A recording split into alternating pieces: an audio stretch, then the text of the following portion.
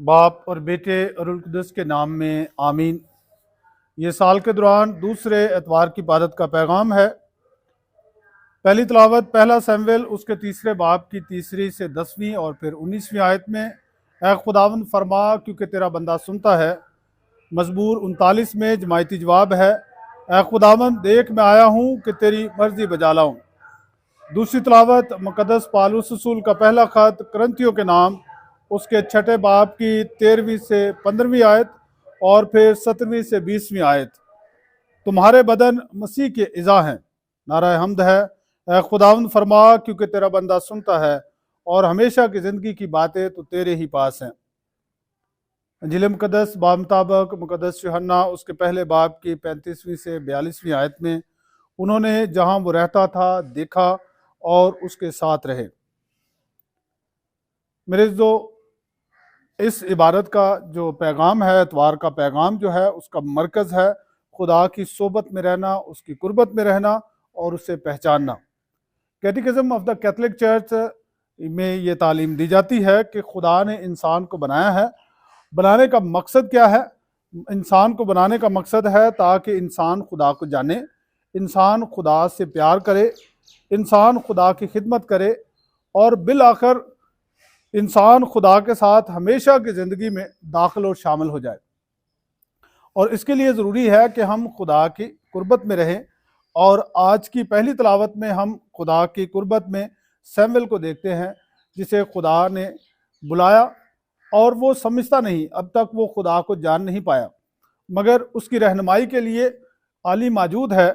اور جب 3 بار وہ جاتا ہے اور کہتا ہے کہ فرما کیونکہ تو نے مجھے بلایا، تو علی اس کو بتاتا ہے کہ تو وہاں پر واپس جا کے سو جا، اور جب وہ تجھے پھر بلائے تو کہنا کہ فرما کیونکہ تیرا بندہ سنتا ہے۔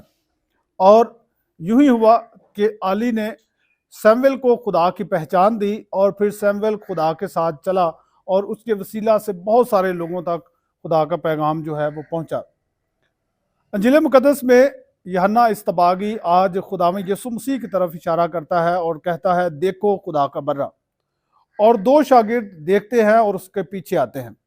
یہ بات بہت اہم اور خاص ہے کہ یوحنا خداوند یسوع مسیح کو خدا کا برہ کہتا ہے۔ یوحنا کاہن کا بیٹا ہے، زکریا کاہن کا بیٹا ہے، وہ کہانت کے بارے جانتا ہے۔ اور کاہن کی کیا ذمہ داری ہے؟ کاہن کی ذمہ داری ہے کہ وہ قربانی چڑھائے، اور جب وہ قربانی چڑھاتا ہے تو برے کو دیکھتا بھی وہی ہے، برے کو پرکھتا بھی وہی ہے، اور وہ جانتا ہے کہ کون سا برہ جو ہے قربانی کے لائق ہے۔ یوحنا خداوند یسوع مسیح کی طرف اشارہ کرتا ہے اور کہتا ہے دیکھو خدا کا برہ۔ ایک برہ وہ جہاں سے روایت شروع ہوتی ہے کہ عید فصح کے موقع پر، یا وہ فصح جو پہلی منائی گئی، اس وقت مصر کی غلامی میں اسرائیل کے لوگ موجود ہیں، اور 10 آفات آتی ہیں، تو آخری آفت جو ہے اس میں پلوٹے مارے گئے۔ مگر کن کے بچے جنہوں نے وہ برہ ذبح کیا اور اپنے گھروں کی چوکھٹوں پر لگایا، اور اسی رات انہیں رہائی ملی۔ خداوند یسوع مسیح وہ برہ ہے جو آنے والے وقت میں ہم سب کو رہائی دینے والا ہے، اور خداوند یسوع مسیح کے فضل سے ہی ہم جو ہے وہ نجات پانے والے ہیں۔ اس لیے یوحنا جب کہتا ہے کہ دیکھو خدا کا برہ، تو اس کے 2 شاگرد جو ہے وہ اس کے پیچھے ہو لیتے ہیں اور خداوند یسوع مسیح کے پاس آتے ہیں۔ خداوند یسوع مسیح انہیں پوچھتے ہیں کہ تم کیا ڈھونڈتے ہو؟